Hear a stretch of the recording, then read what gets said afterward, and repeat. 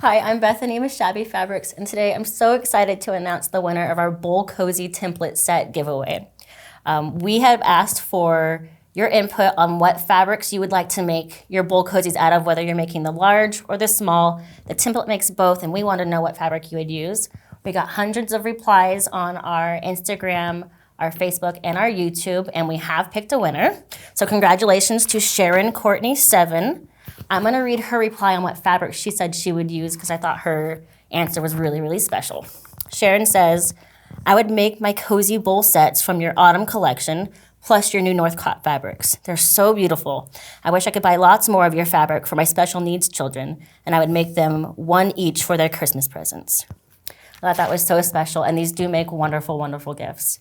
So Sharon, if you could reach out to us, we'd love to hear from you. Please email us at socialmedia@shabbyfabrics.com so we can verify some things to get these template sets to you. If you haven't already, please be sure to check out the video for how to make these bowl cozies. Jen walks you through step-by-step how to use the template sets and how to make these in a couple different sizes. So thanks for joining me today, and I'll see you on the next Shabby video.